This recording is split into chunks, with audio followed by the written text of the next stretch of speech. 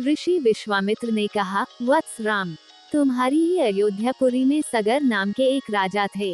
वे पुत्रहीन थे। सगर की पटरानी का नाम केशिनी था, जो कि विदर्भ प्रांत के राजा की पुत्री थी। केशिनी रूपवती, धर्मात्मा और सत्यपरायण थी।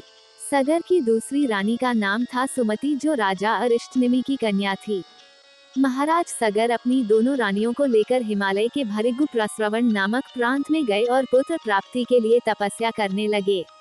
उनकी तपस्या से महर्षि भृगु प्रसन्न हुए और उन्हें वर दिया कि तुम्हें अनेक पुत्रों की प्राप्ति होगी। दोनों रानियों में से एक का केवल एक ही पुत्र होगा, जो कि वंश को बढ़ाएगा, और दूसरी के 60,000 पुत्र होंगे। कौन सी रानी कितने पुत्र चाहती है, इसका निर्णय वे स्वयं आपस में मिलकर कर लें। केशिनी ने वंश को बढ़ाने वाले एक पुत्र की कामना की और गरुड़ की भगिनी सुमति ने 60,000 बलवान पुत्रों की। कुछ काल के पश्चात रानी केशिनी ने असमंज नामक पुत्र को जन्म दिया। रानी सुमति के गर्भ से एक तूंबा निकला, जिसे फोड़ने पर छोटे छोटे 60,000 पुत्र निकले। उन सबका पालन पोषण घी के घड़ों में रखकर किया गया। तारांकन कालचक्र व्यतीत होते गया और सभी राजकुमार युवा हो गए। सगर का ज्येष्ठ पुत्र असमंज बड़ा दुराचारी था और उसे नगर के बालकों को सरयू नदी में फेंककर उन्हें डूबते हुए देखने में बड़ा आनंद आता था। इस दुराचारी पुत्र से दुखी होकर सगर ने उसे अपने राज्य से निर्वासित कर दिया।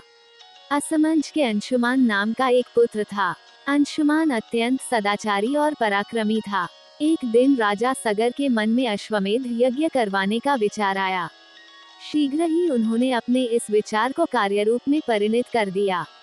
राम ने ऋषि विश्वामित्र से कहा, गुरुदेव, मेरी रुचि अपने पूर्वज सगर की यज्ञ गाथा को विस्तार पूर्वक सुनने में है। अतः कृपा करके इस वृतांत को पूरा सुनाइए।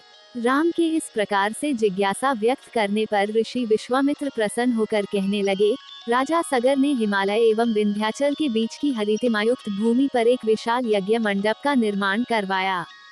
फिर अश्वमेध यज्ञ के लिए श्यामकर्ण घोड़ा छोड़कर उसकी रक्षा के लिए पराक्रमी अंशुमान को सेना के साथ उसके पीछे पीछे भेज दिया। यज्ञ की संभावित सफलता के परिणाम की आशंका से भयभीत होकर इंद्र ने एक राक्षस का रूप धारण किया और उस घोड़े को चुरा लिया। घोड़े की चोरी की सूचना पाकर सगर ने अपने 60,000 पुत्रों को आज्ञा दी कि घोड़ा चुराने वाले को पकड़कर या मारकर घोड़ा वापस लाओ। पूरी पृथ्वी में खोजने पर भी जब घोड़ा नहीं मिला तो इस आशंका से कि किसी ने घोड़े को तहखाने में न छुपा रखा हो, सगर के पुत्रों ने संपूर्ण पृथ्वी को खोदना आरंभ कर दिया। उनके इस कार्य से असंख्य भूमितल निवासी प्राणी मारे गए। खोदते खोदते वे पाताल तक जा पहुँचे। उनके इस नृशंस कृत्य के विषय में देवताओं ने ब्रह्मा जी को बताया तो ब्रह्मा जी ने कहा कि ये राजकुमार क्रोध एवं मद में अंधे होकर ऐसा कर रहे हैं। पृथ्वी की रक्षा कर दायित्व कपिल ऋषि पर है, इसलिए वे इस विषय में अवश्य ही कुछ न कुछ करेंगे।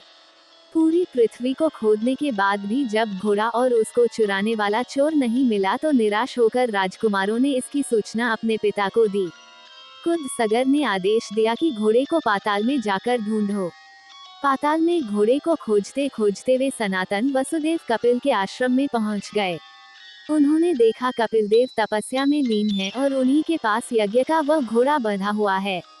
उन्होंने कपिल मुनि को घोड़े का चोर समझकर उनके लिए अनेक दुर्वचन कहे और उन्हें मारने के लिए दौड़े।